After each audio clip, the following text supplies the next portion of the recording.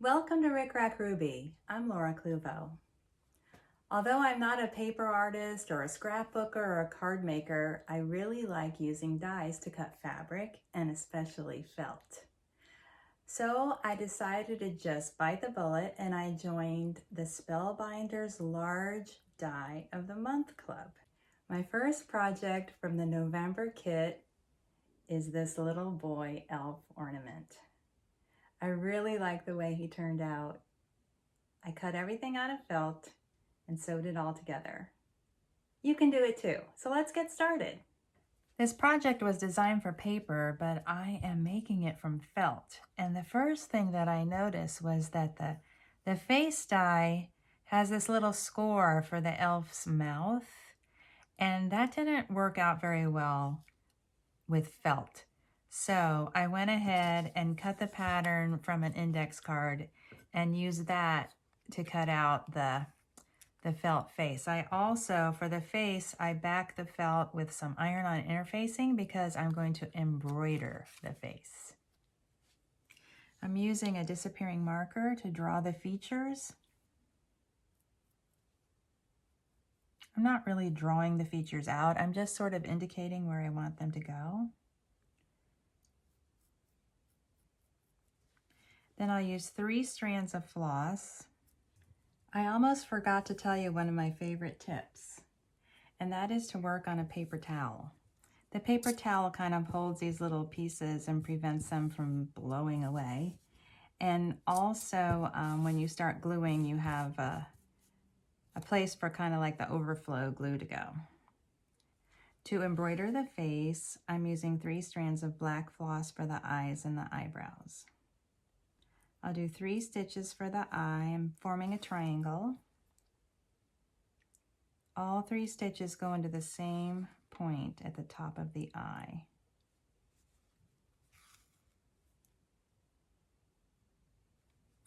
And then there's just a single stitch for the eyebrow.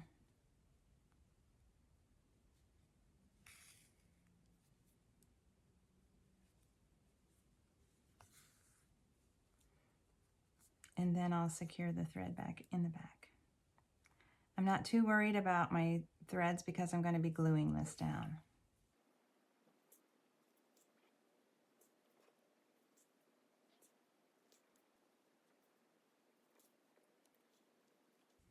For the mouth, I'll use 3 strands of red floss.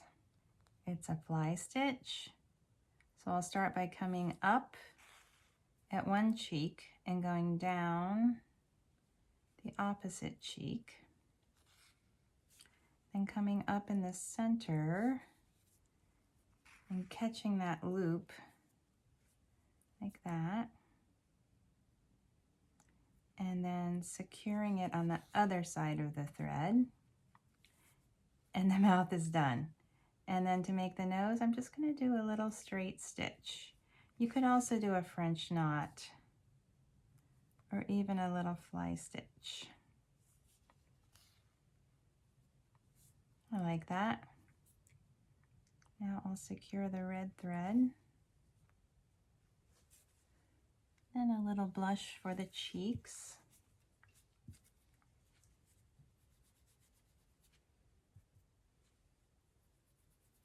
This is just Cosmetic blush applied with a Q-tip.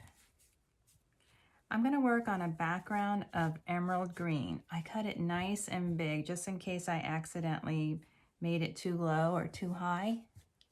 So when you cut out your body pieces, you'll have to cut them in half. So there's a white body and a green body, and for the elf, the little white part is at the bottom. And then there are 3 stripes which come together in one die with the belt.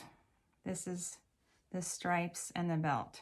I'm going to use this little, it's like a glue stick, and I'll glue down the stripes.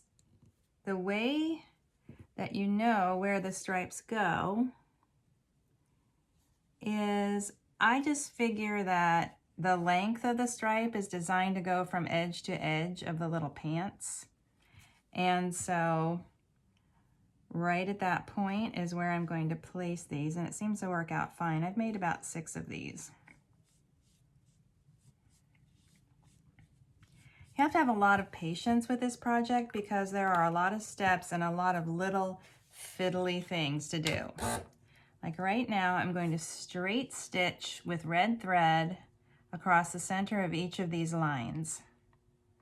And then I will blanket stitch around the edge of the white. This green part I call the tunic. I just set it down. I didn't glue it yet because there's some arms that you need to get underneath. These are the arm pieces, which are red.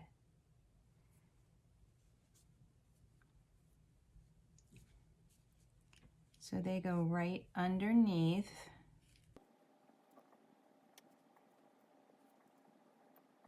I'm trying to get the glue on the part that goes underneath the tunic. The arm piece kind of reminds me of an old telephone. And then with my red thread, stitch, do this blanket stitch around the outer edge of the red arms. So the outside edge of the arms I've stitched. Next, I will glue on the skirt. I call it the skirt, and the belt. I want to be sure that the belt overlaps that seam. I'll just use this little glue stick.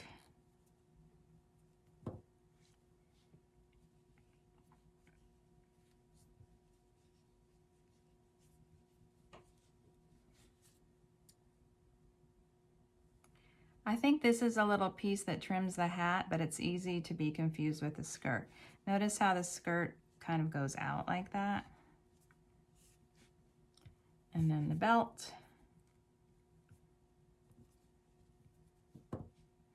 And the belt goes down.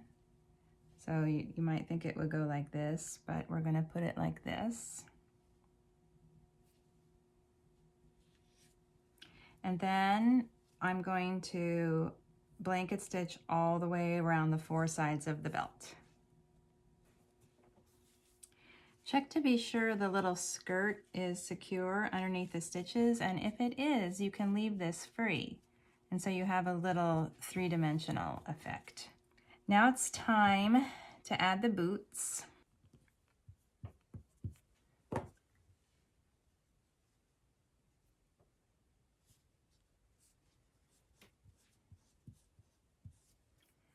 And there will be some trim on the boots a little bit later, so you don't have to worry too much about this and this matching.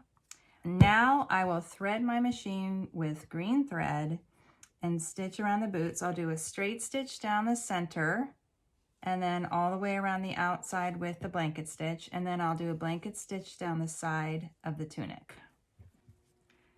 I've stitched the sides of the tunic, a straight stitch to kind of divide the feet, the boots, and then around that piece as well. Now I'm going to glue on the face, but I'm going to use tacky glue for this, and I'm only going to glue the center right now. And again, that's why I don't worry too much about securing the embroidery in the back.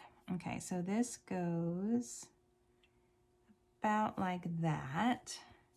And then there's this cute little collar that goes underneath the chin.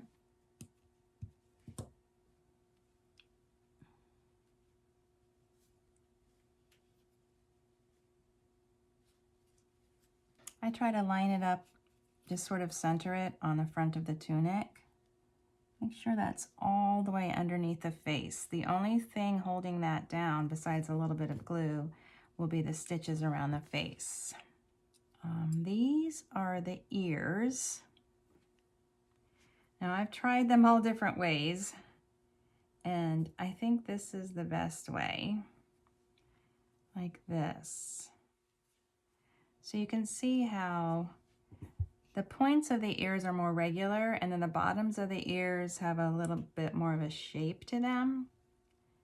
And I put them underneath about here, but first I want to try on the hat and the hat band. So there's hair. I think I like it this way. You can tilt this a little if you want. Tilt the hair, kind of like that if you want.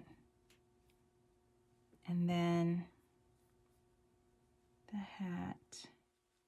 If the point of the hat is on this side, then I put the little part of his hair on the opposite. And then here is the hat band. So I just want to make sure that the ears are going to be showing before I secure them down. I think that's about right. So I'll secure the ears, some glue. I want to make sure that they're pretty far underneath the face because the stitching around the face is the only thing that holds them down. And now I'll glue the hair.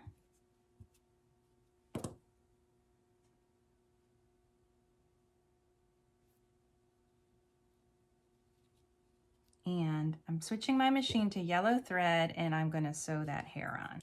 There's the hair. I went all the way around the entire piece with yellow thread. And now I have these little bitty hands.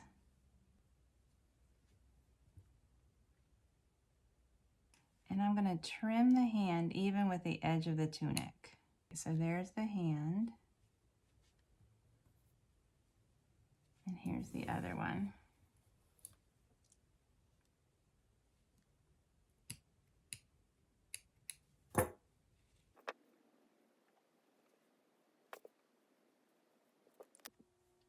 And now with matching thread, I'll stitch around the face and the hands. There's a lot of thread changes in this project. For the little hands, I only stitch the bottom curved edge because I know that there will be a little black cuff glued to the top edge that will hold it very securely. Now, I will glue and stitch the hat, and I just want to make sure that I have it up high enough. I think I'm going to put it right at the very top edge of that yellow hair. It looks weird now, but after you get that trim on, it's going to look great. Don't worry, and remember, if that little part in the hair is on this side, put the tip of the hat on the other side. And then I'm going to thread my machine back to red and stitch around the edge of the hat. I already have glue on the hat trim, so I'm going to thread my machine with green thread and go around the edge of the hat trim. Okay, there's the hat trim, the hat, the hands, and now we have some pieces to glue on. I'll start with these cuffs. I'm going to go ahead and use tacky glue for this. Doesn't take much. I don't want too much because I don't want it to overflow and squeeze out onto the project.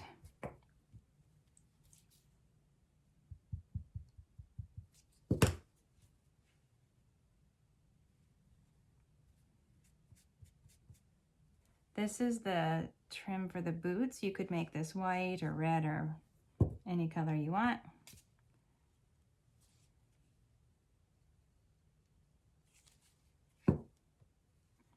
The rounded part of the boot trim is down and the zigzaggy part goes up. And then for the buckle, I cut my buckle out of this, yeah, that's really cute. This is adhesive glitter foam. I cut the buckle from gold adhesive glitter foam that I had left over from the unicorn gnome project. Okay, that's really cute. Let's see, did I forget anything? Okay, now this is really fun. I'm going to take my scissors and cut the whole thing out about 1/8 of an inch from the edge. Here's what the back looks like. It's fairly neat. I'm going to try to get all the little details. So I'm going to go around the trim and the points of the ears so that I have a nice silhouette.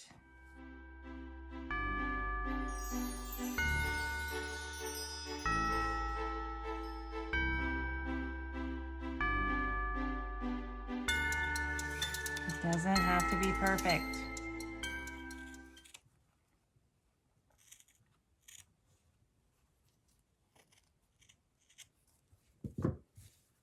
There we go. And now I'll glue on a little pom-pom to the tip of his hat. I just realized this is the only thing that I'm using hot glue for. And then finally, I'll sew a hanging loop through the top, through the hat, not just through the green boundary, but actually through the red hat to make sure it's nice and secure. Now, I'll tell you what's fun about this project. Well, there are a lot of things that are fun. But first of all, there's a little girl companion, which I haven't quite finished. She has little braids and a slightly different face. I gave her a couple of little buttons. I'll do a tutorial for her. She's exactly the same pieces and made the same way, just a couple of little details are different. But when you think about it, you know, you could make these any color. They could be turquoise, they could be blue, they could have red tunics and green sleeves, they could have brown hair, brown faces, anything you like. There are just so many options when you think about how creative you could be when you're putting these together. Thank you for watching my tutorial. If you're enjoying my videos, please like, share, and subscribe.